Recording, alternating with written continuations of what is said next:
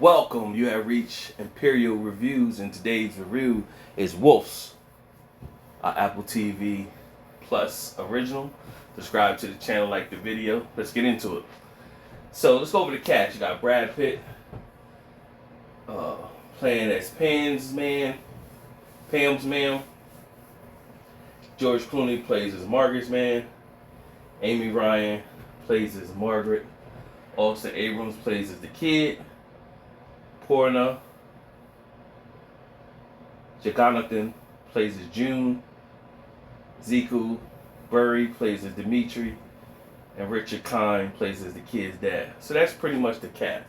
This is a decent movie, and you already know from Ocean's 11, Ocean's 13, you already know that George Clooney and Brad Pitt have great chemistry on screen. We ain't seen them in the film together in a while, so here we go. So they both, I think they both had an EP credit with this film, and the film went well, and of course it left a cliffhanger. I think this film would have been better suited as a series. They could have did more with it, drawn it out more, because the way they left it hanging, it leaves some holes that you definitely want to, that you want to watch more. But I think, like, if a part 2 is not going to come out for another 2 years or something, that's kind of whack. But if they had a series, it would have been able to tell more or whatever. So the way it left you, like, it left some holes. So let's get into it. So the movie starts right up. It jumps right into it. You hear a woman screaming. She's hysterical, which is Margaret. And she jumps on the phone and she calls George Clooney's character or whatever. So he's like the cleaner. And she said some key words that a man told her if she ever got into a situation, call this number. And when she called that number, say these certain things. She did. And he asked her some questions and he showed up. And he said, when I show up, I'm going to give this certain knock at the door. So he shows up. He kind of, she got blood all over her. He asks her what happened. She said she's dealing with a boy. He looks at her like it's basically a male prostitute. And she told him no. He started jumping on the bed. He fell off the bed. And he's dead. George Clooney, he gets in motion, pretty much, goes over the preliminary questions. Hey, who knows you here? What you doing here? What you do for a living? Is anybody waiting to see you? And he goes in and he checks the pulse of the kid. No pulse. So right while he's in the room, another knock comes at the door. When the knock comes to the door, she's like, who's, he's like, you expecting somebody? She's like, no. So right at that moment, somebody just comes right in.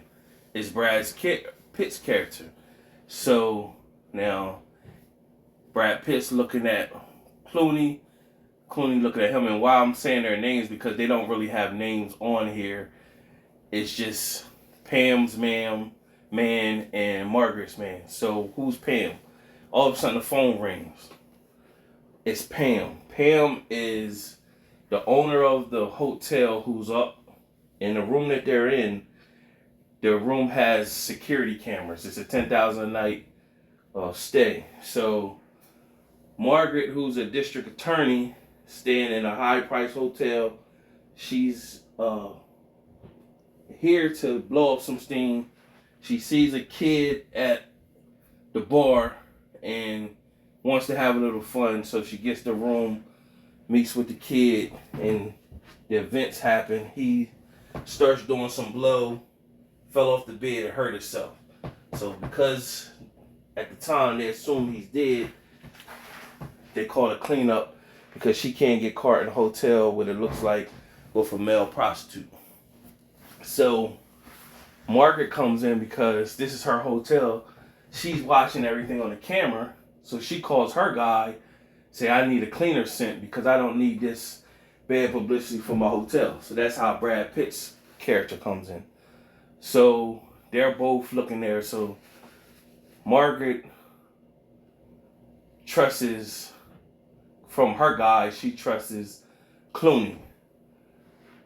Pam, because it's our hotel, she trusts Pitt. So they pretty much come up with the plan. Y'all two need to work together to get this issue resolved and make sure everything's, get rid of the body, clean up the apartment. So what they pretty much do is send Margaret along her way. Had her clean up, tell her go and act like nothing normal. She ain't never gotta worry about this situation again. Go about your life.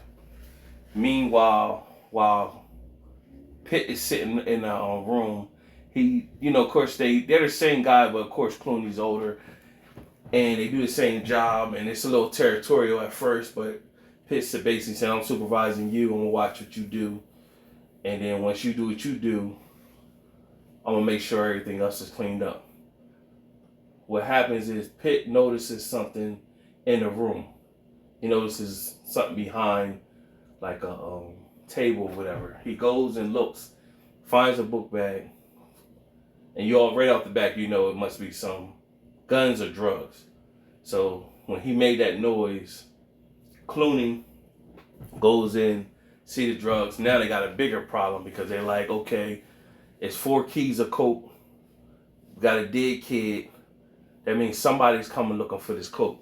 Now, Pam, who's the hotel owner, is basically like, well, y'all need to find out who coke that is and get it back to him, because I don't need nobody coming up to the hotel trying to kill people looking for their shipment. So they got a dilemma. Now they got to find out where the coke came from and get it back to him. So they come up with this plan to get the body out. Clooney knows some tricks. They get into the garage, and while they get into the garage, the trunk pops up. It's the kid wakes up. So right after that, they like, we got a bigger problem. Now the kid's not dead. So Pitt goes and punches him, knocks him back out. They both get back in the car and pretty much say, of course, Pitt is like, man, didn't you check? That's like 101. You check, make sure he's alive. He said, yeah, I checked, make sure he's alive. He was dead. So they both say, well, we got a person. So one say they got one person, they got another person. They got the person down in Chinatown who they deal with that can, facilitate a body and stuff like that.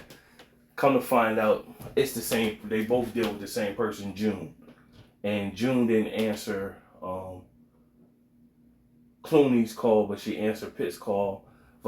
So they got there and they ended up finding out they got the same person. So what happens is they get the kid, and she was like, well, somebody, if, it was the EMT, they would think that he was dead. What did he take? And so whatever she did, she boosted him up, and the adrenaline rushed him, and he ran out of the room.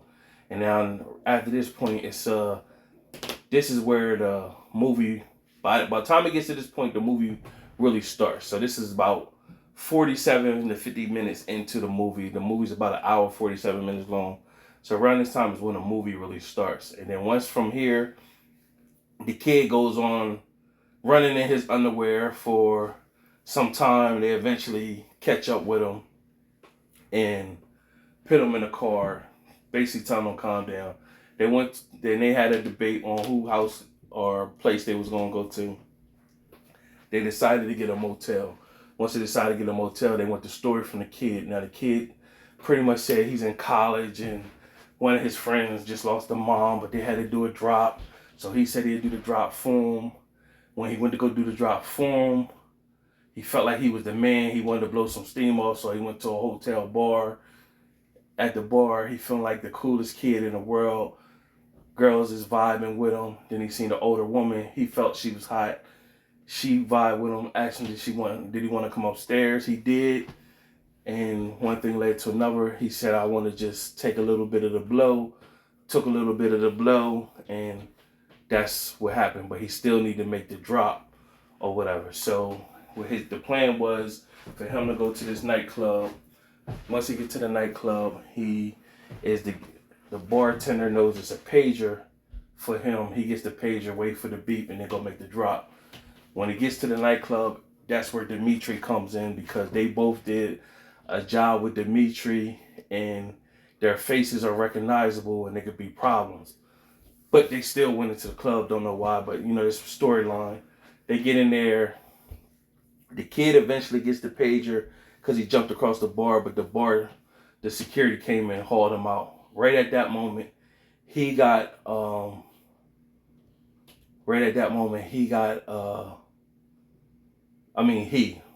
Pitt and Clooney got caught up in it. It was a wedding, a reception going on. Dimitri's daughter was having a reception, so they doing this dance or whatever. So Dimitri recognizes Pitt, he recognized Clooney. They both pulled a gun on each other, act like they beefing with each other, and Dimitri told them both calm down.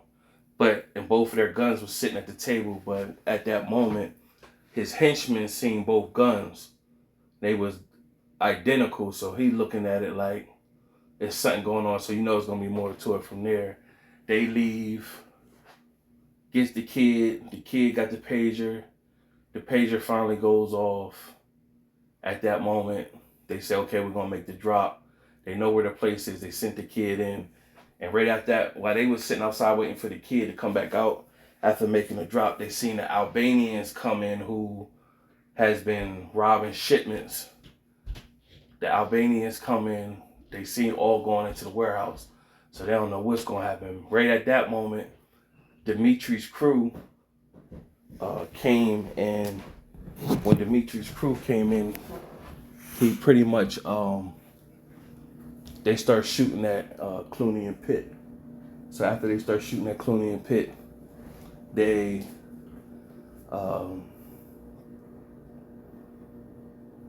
shot the car pretty bad. Clooney had some guns in the back of the car. Then they started shooting out back at Dimitri's crew. After they start shooting out back at Dimitri's crew, they begin to kill him. So after that, they took to go back in the warehouse for where the kid went into with the Albanians, seeing a bloodbath. Everybody was pretty much shot up. You seen a bloodbath from there. When after that, the kid popped up out of the trunk. So they pretty much told the kid, like, finish the drop. How would you think this was gonna go? So he started placing the drugs, whatever. So they knew that the kid would be like a liability. So by the kid being a liability, what they pretty much thought to do is,